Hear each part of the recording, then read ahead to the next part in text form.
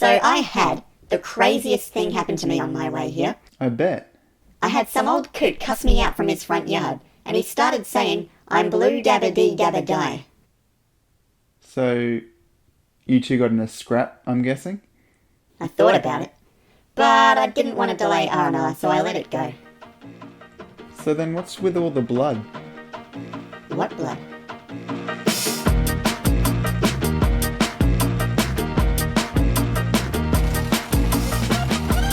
You do this one.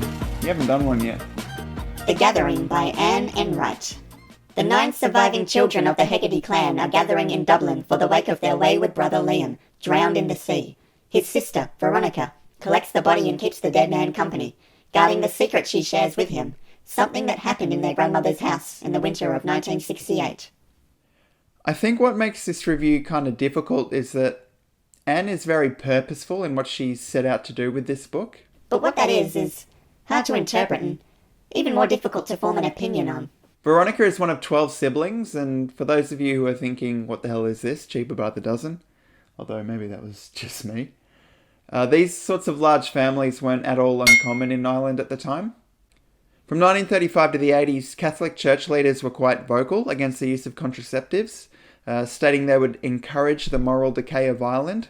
So the government made contraception primarily illegal, and if women did want to terminate their pregnancies, they had to make their way over to the UK to do so. Due to the difficulty of this, Ireland's birth rate kind of blew up. But all that aside, the book. Like I said in a previous video, I really had to stew on this one. What I knew was that Anne's grasp of character voice was fantastic. Veronica's depression, guilt, and lack of purpose is all too prevalent throughout. And because of her failing marriage, there's this sour, closed-off tension between Veronica and her husband, Tom. It was a bit of a guilty pleasure as a reader watching them interact, because it was sort of like watching an oncoming train wreck. The beginning caught my attention and left me intrigued as to what had happened to Liam in his past. But I soon learned that this scene was one of few plot points that actually appeared in this book at all. Anne's solid prose and character voice is basically a necessity, because for the most part we're limited to Veronica's troubled stream of consciousness as she recalls and comes to terms with the events that led to her brother's death. With these limited plot points and Veronica's vague memories, I was almost ready to give this book a not-so-favourable review, but I was interested to see where others stood with this book, and so I went over to Goodreads and I had a look at some of the reviews. And there was one there that reminded me of a certain aspect of storytelling that's quite easy to forget sometimes. The Gathering is a story as we more often hear stories in real life, not as a traditional sit-down A to B to C uninterrupted tale, but rather as a loose collection of scraps and trails, with the narrator themselves sometimes remembering situations wrongly, sometimes deliberately lying to us. With that in mind, this is a book that heavily leans into its themes of guilt, reflection, and observation. It taps into some dark subject matter and explores different concepts in each of its portly-sized chapters. And I just wanted to recite this very endearing recollection Veronica had of her brother's characteristics, because it felt like a very genuine portrait of a person. The problem with Liam was never something big. The problem with Liam was always 100 small things.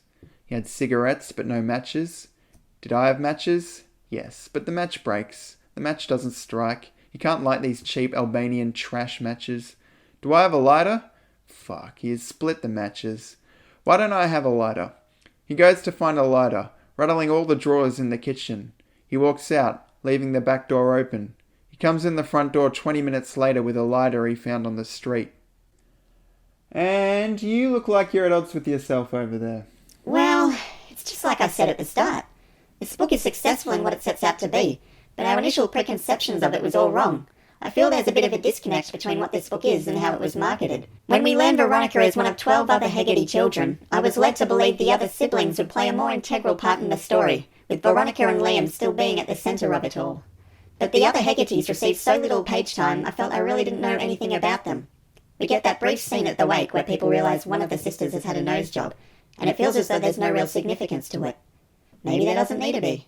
Perhaps it's just a reflection of the peculiar things that stand out when everyone's in mourning. I don't know. When Anne delivers on the revelation about Liam, about halfway through the book, my interest was piqued once more. But by then, I had no idea why Veronica's prior thoughts, while interesting in their own right, had held any real significance to Liam's death. We get the reveal, then Veronica's stream of consciousness fires up again in preparation of the wake, and it's the same issue. In hindsight, I think my biggest issue with The Gathering is that I don't know what to take away from this book. It provides some much-needed commentary on the injustices in the Catholic Church, but these revelations began 5 years before the book was published. It's unique in its method of storytelling, yet difficult to make heads or tails of. We've got a great, well-realised character, but by constantly being subject to her memories, we can't sympathise with her in the most traditional sense. Let's just leave the review there. Sorry, we found this one difficult to talk about. If you're looking for an alternative take on storytelling, an in-depth look into guilt and depression, and praise worthy of the Man Booker Prize, give this one a shot. See how you go.